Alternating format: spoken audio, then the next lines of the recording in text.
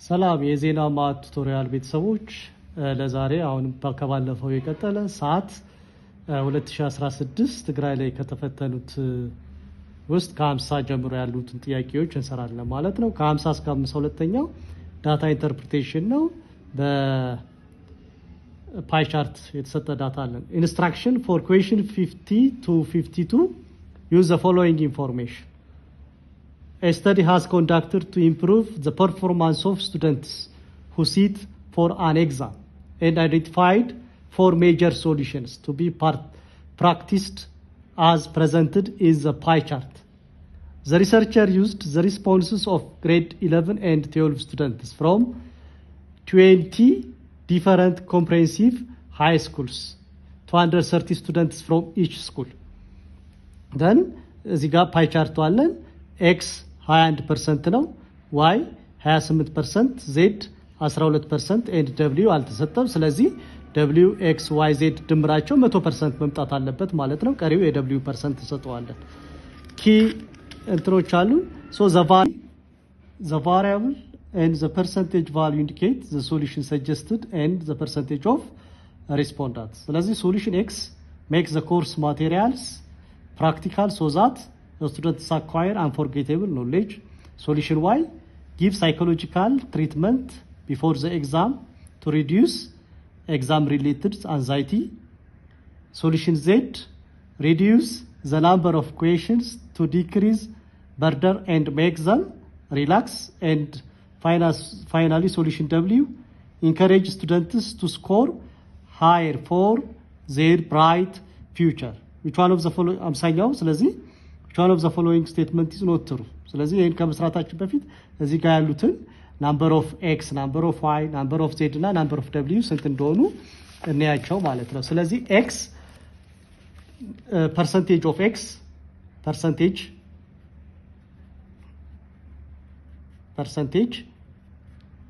x percent x plus y percentage plus z percentage plus percentage of w ስንት መስጠት አለበት? 100 ፓይ ቻርት ስለሆነ ማለት ነው። ስለዚህ x 21% ተሰጥቶናል። 21% plus y 28% and z 12% ሲደመር w is equals to 100%. ስለዚህ 21 ሲደመር 28 ሲደመር 12 61% ይሆናል ማለት ነው። 61% ሲደመር w እኩል ይሆናል 100%። ስለዚህ w እኩል ይሆናል 100% ሲቀነስ 61%። ይሄ ማለት 100 ሲቀነስ 61 39% ይሆናል ማለት ነው። ስለዚህ number of w 39% ነው። ስለዚህ እዚህ ጋር ምን ተሰጥቶናል?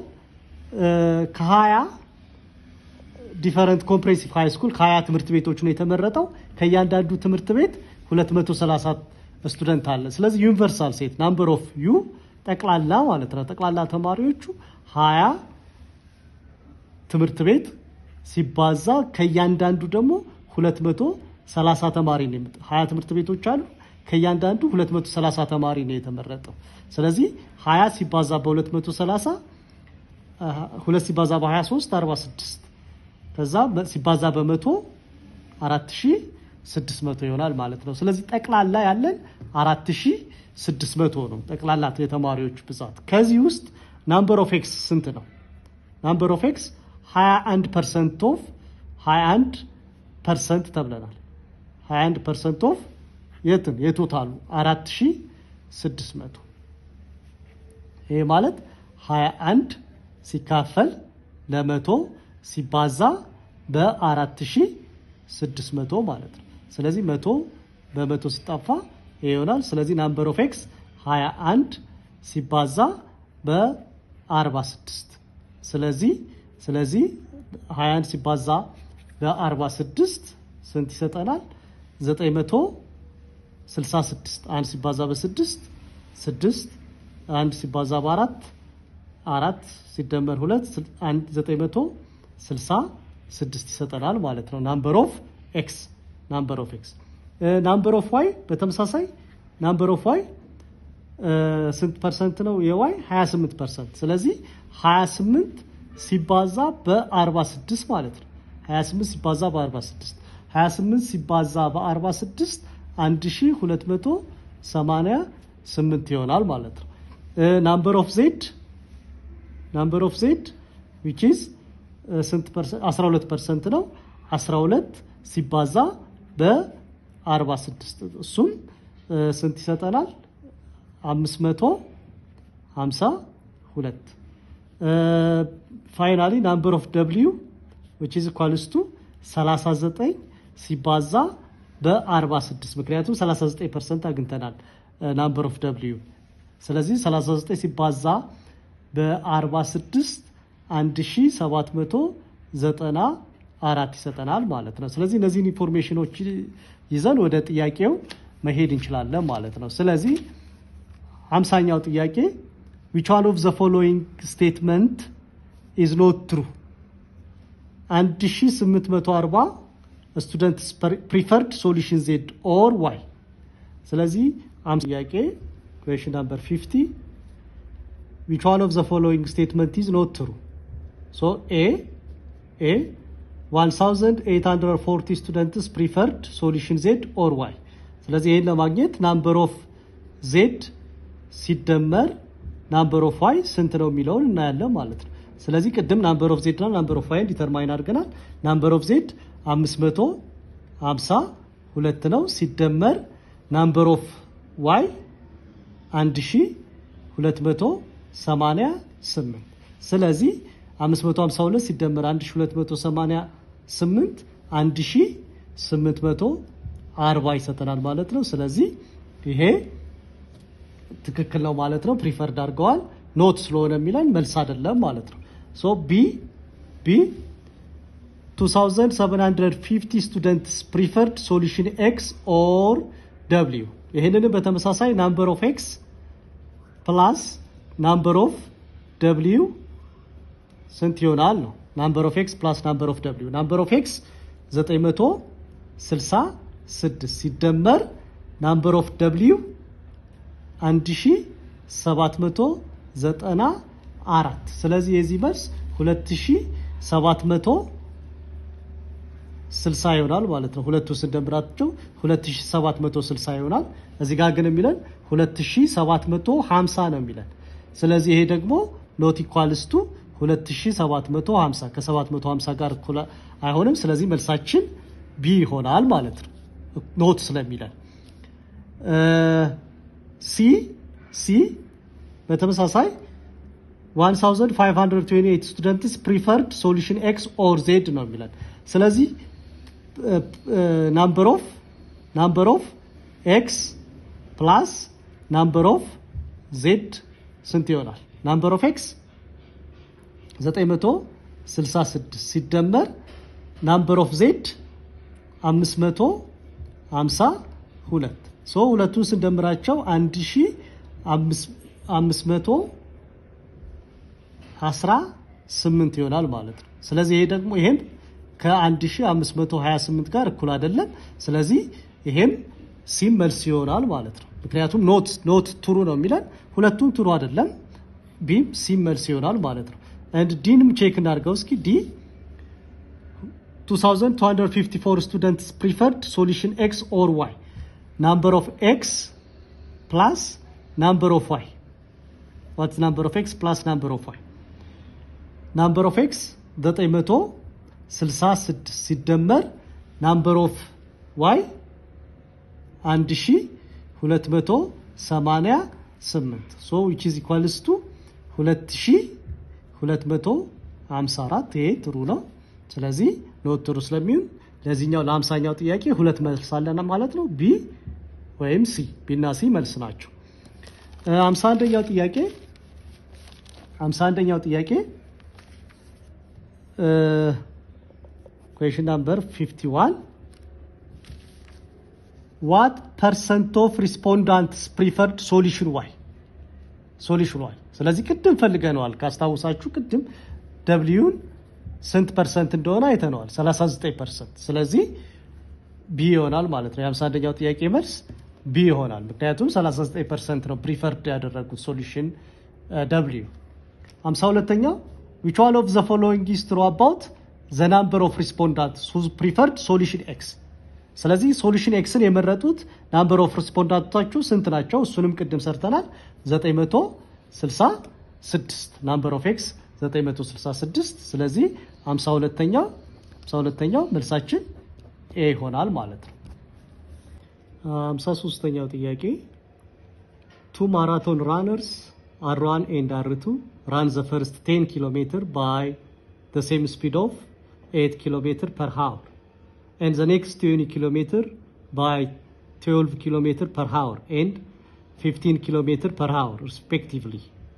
Finally, if R1 runs the remaining by 14 km per hour and R2 by 20 km per hour, then which one of the following is not true?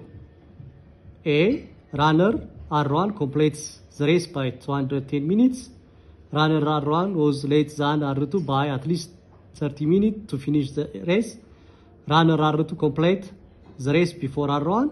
Both run for more than 3 hours. ስለዚህ ይሄንን ለመስራት የስፒድ ፎርሙላ እናያለን ማለት ነው። ስለዚህ ታይም ማለት 53ኛውን ጥያቄ ለመስራት 53ኛው ጥያቄ ታይም ስንል which is speed distance per speed ማለት ነው or speed ይመጣል ማለት ነው። ስለዚህ R1 ራን ያደረጉት ቶታል ስለዚህ ማራቶን ቶታል ኪሎ ሜትሩ 42 ኪሎ ሜትር ነው ብለን እንወስደውና ማራቶን ስለዚህ ቶታሉ 42 ኪሎ ሜትር ነው። ስለዚህ ይሄን 42 ኪሎ ሜትር በምን ያህል ሰዓት ከቨር አደረጉት የሚለውን እናያለን። ስለዚህ ታይም ፎር the first 10 ኪሎ ሜትር ምክንያቱም መጀመሪያ R1 እና R2 በተመሳሳይ የመጀመሪያውን 10 ኪሎ ሜትር በ8 ኪሎ ሜትር ፐር ሃወር ነው የወሰዱት ማለት ነው። ሶ ታይም ፎር the first 10 ኪሎ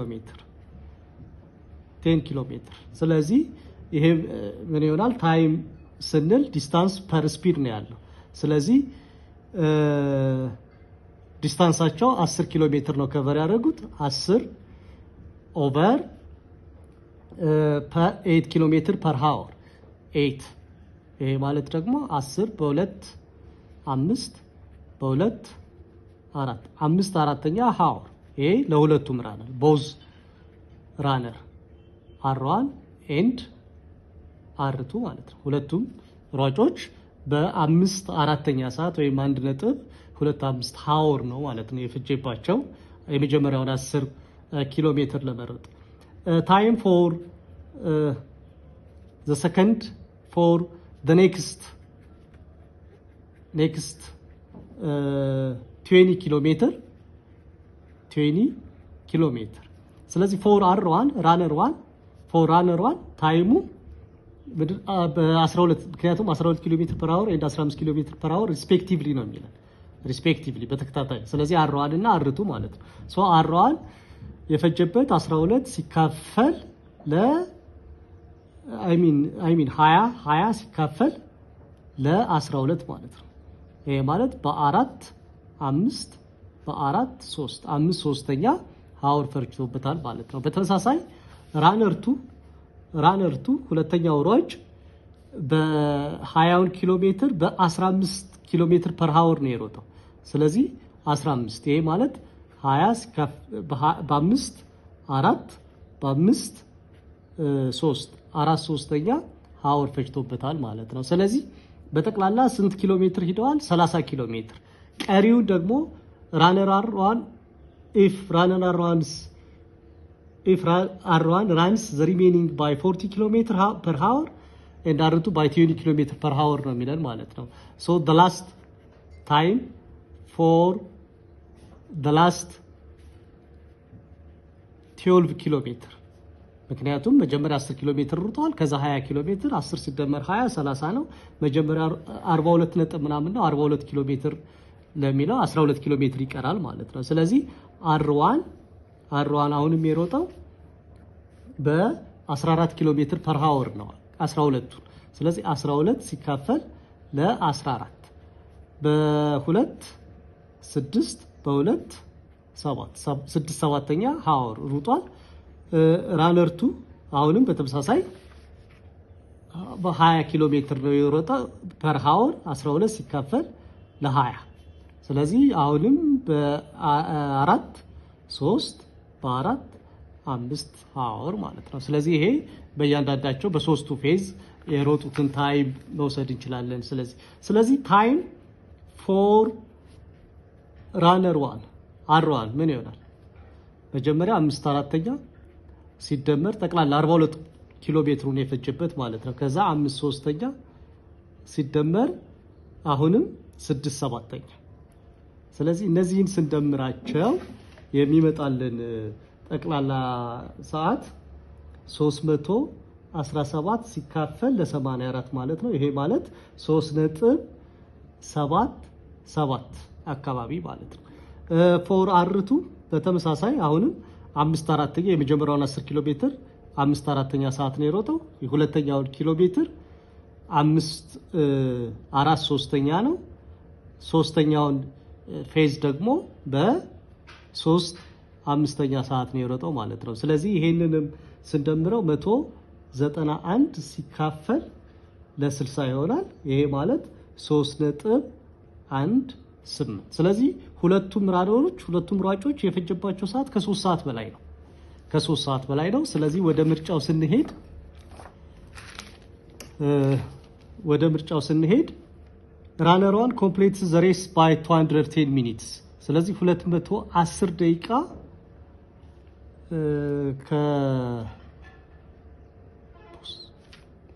ስለዚህ ራነር R1 ኮምፕሊትስ ዘ ሬስ ባይ 210 ሚኒትስ ይላል። ስለዚህ 210 ደቂቃ መሆኑን ቼክ እናደርግ። ምክንያቱም 3 ሰዓት ከ3.77 ሃወር ነው የፈጀበት። ስለዚህ አንድ ሃወር ማለት 60 ሚኒት ነው። ስለዚህ 3.77 ሃወር ደግሞ ስንት ሚኒት ይሆናል ማለት ነው። ስለዚህ ይሄ ማለት ኤክስ ብለው ኤክስ ማለት 60 ሲባዛ 3.77 ሃወር ይሄ ወደ 226 አካባቢ 2 ሚኒት ይፈጃል ማለት ነው። ስለዚህ 226 ደቂቃ ነው የፈጀበት 210 አይደለም። ስለዚህ መልሳችን ያ አይሆንም ማለት ነው።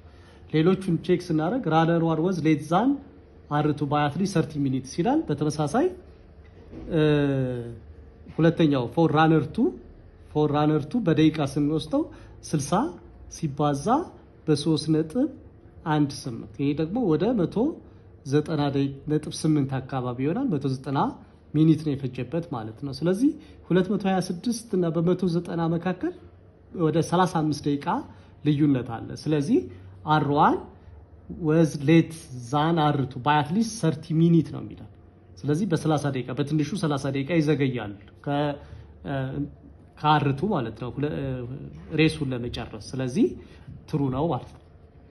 ራነር R2 ኮምፕሊትስ ዘ ሬስ ቢፎር R1 ምክንያቱም 3.18 ነው የፈጀበት፣ ያኛው ደግሞ 3.77 ነው የፈጀበት። ስለዚህ R2 ቀድሞ ጨርሷል ማለት ነው ከR1። both run for more than 3 hours። ስለዚህ ሁለቱም ከ3 ሰዓት በላይ ነው የሮጡት። ስለዚህ መልሳችን የሚሆነው ኤ ይሆናል ማለት ነው። ኖት 54ኛው ጥያቄ which one of the following is true about the solution of the equation absolute value of x minus 1 equals to absolute value of x minus 4። ስለዚህ ሁለቱ እኩል የሚሆኑበትን መጀመሪያ የኤክስን ዋጋ እንፈልግ።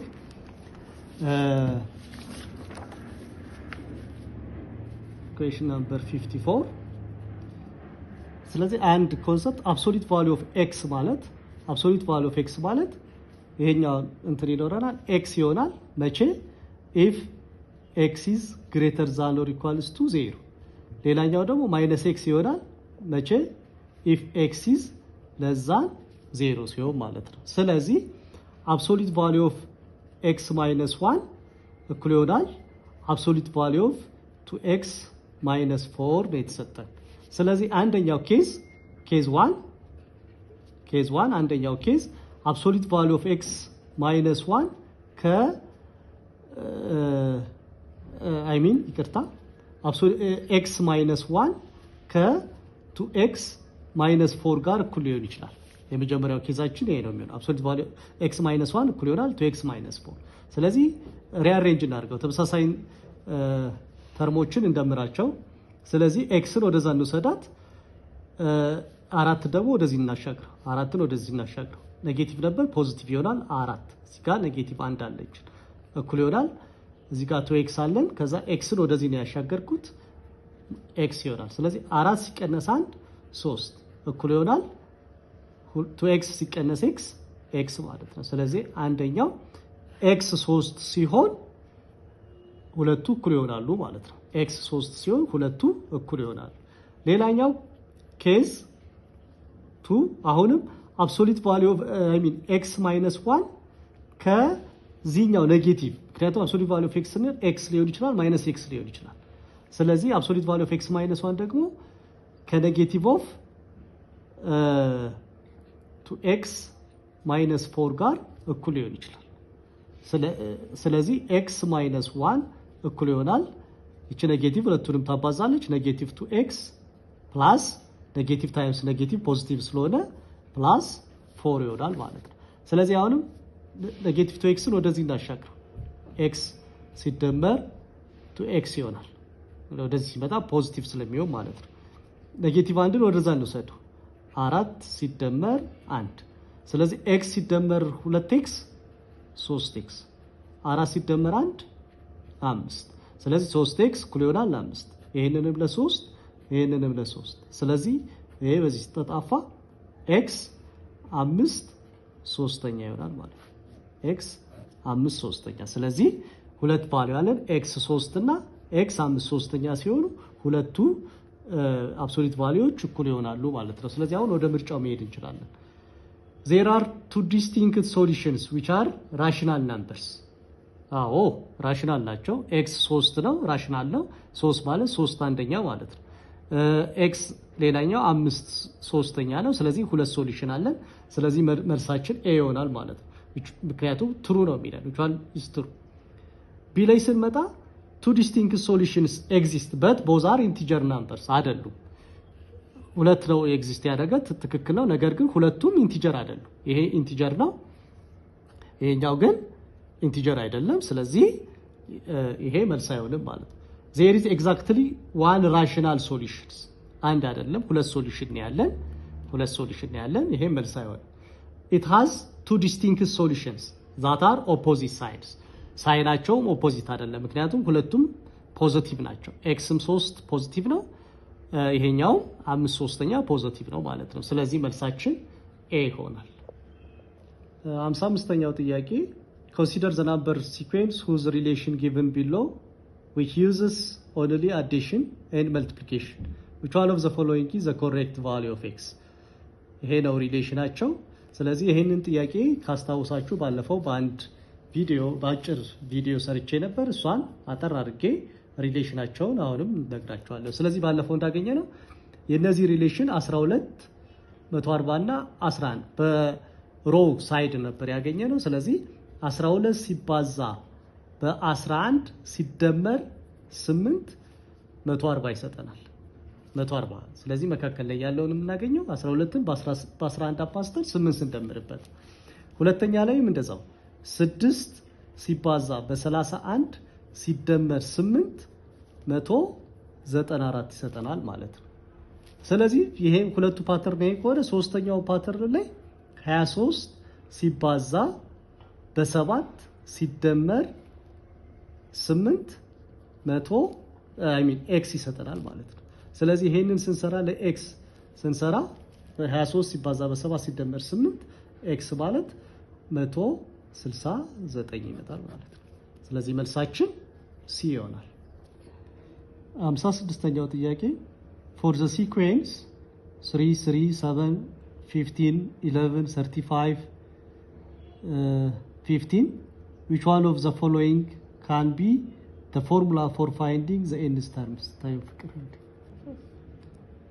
56ኛው ጥያቄ for the sequence 3 3 7 15 11 35 15 and so on which one of the following can be the formula for finding the nth term n of this sequence where n is element of natural number ስለዚህ እነዚህ ምርጫዎች ተሰጥተውናል ከነዚህ ምርጫዎች ውስጥ መልሱ የትኛው የሚሆነው ፓተርኑን እንየውና እናያለን ማለት ነው ስለዚህ 55ኛው ጥያቄ 56ኛው 3 3 7 15 11 35 15 እያለ ይላል ስለዚህ a1 3 አለን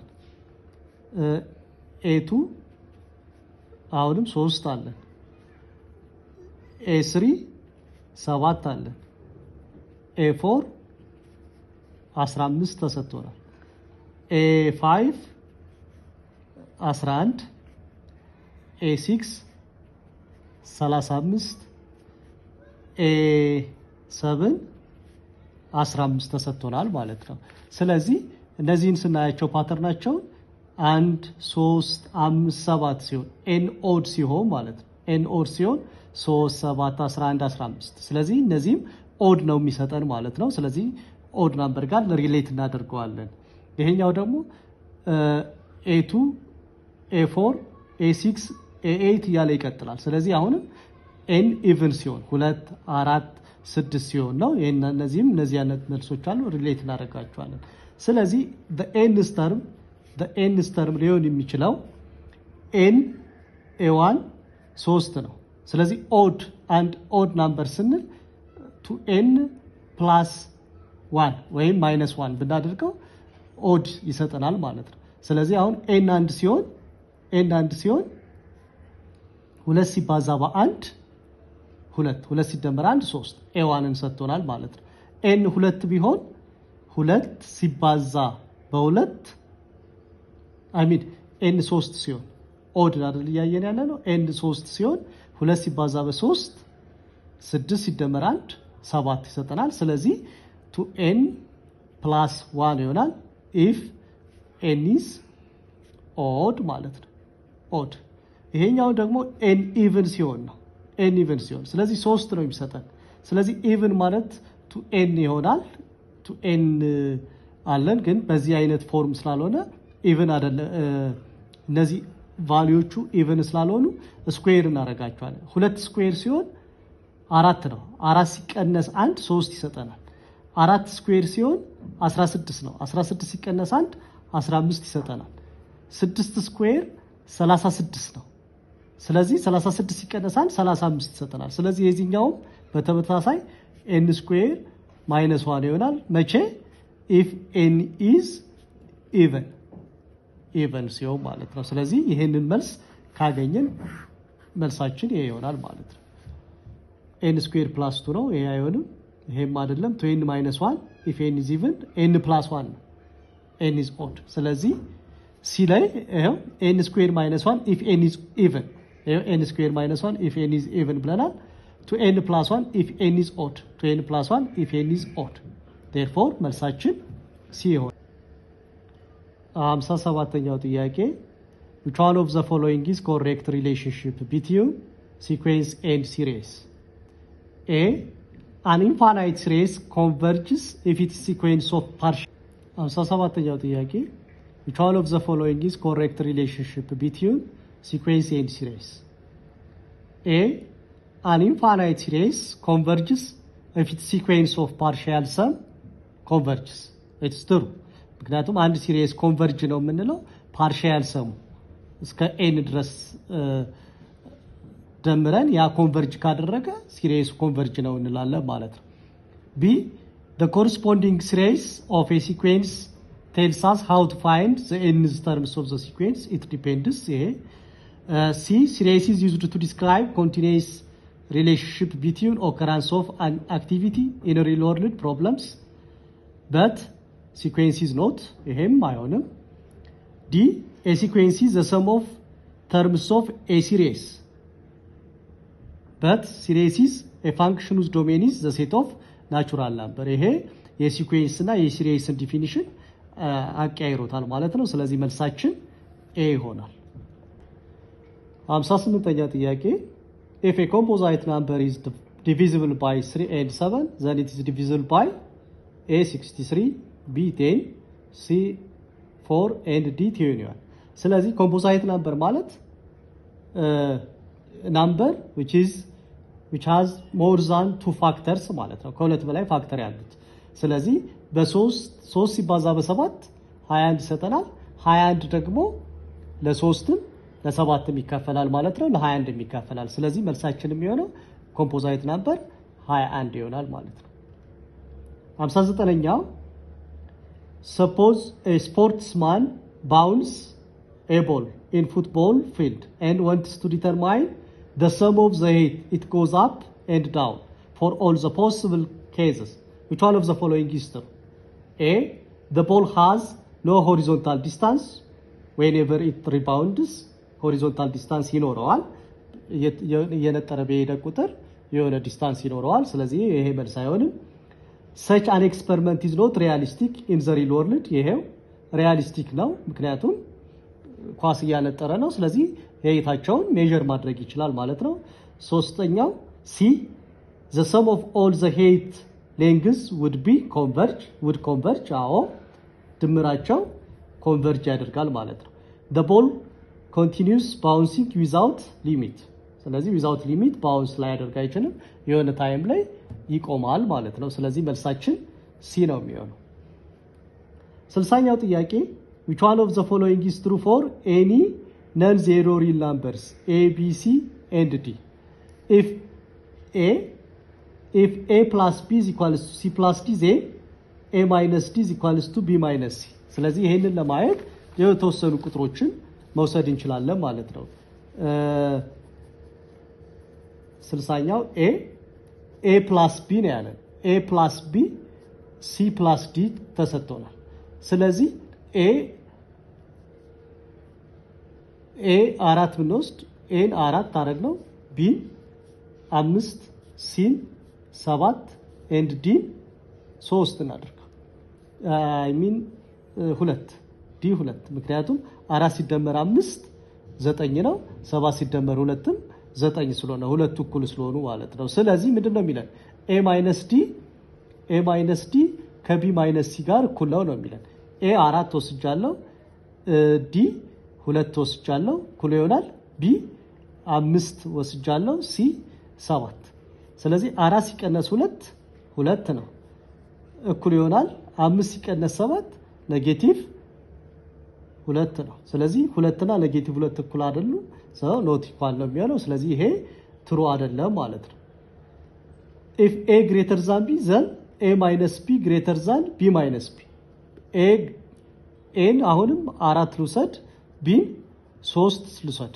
ስለዚህ 4 ከ3 ይበልጣል ከዛ በሁለቱም ሳይድ b ነው የቀነስኩት a minus b ይሄ ማለት 4 ሲቀነስ 3 ያንሳል ነው የሚለን 3 ሲቀነስ 4 ስለዚህ 4 ሲቀነስ 3 1 ነው 3 ሲቀነስ 4 ደግሞ ኔጌቲቭ 1 ነው ስለዚህ 1 ከኔጌቲቭ 1 ያንሳል ይሄ ውሸት ነው ማለት ነው ይሄም አይሆንም c if a greater than b then ac greater than bc አሁንም ይሄ እውነት ነው የሚሆነው ምክንያቱም የምንወስዳቸው abc are non zero real number I mean ይሄ ውሸት ነው አይሆንም non zero real numbers ናቸው ዜሮ ያልሆኑ ቁጥሮች ስለዚህ ኔጌቲቭም ፖዚቲቭም ሊሆን ይችላሉ ስለዚህ c ኔጌቲቭ ከሆነች ይሄ ሳይኑ ይቀየራል ፖዚቲቭ I mean greater than የነበረው ለዛን ስለሚሆን ማለት ነው c መልስ አይሆንም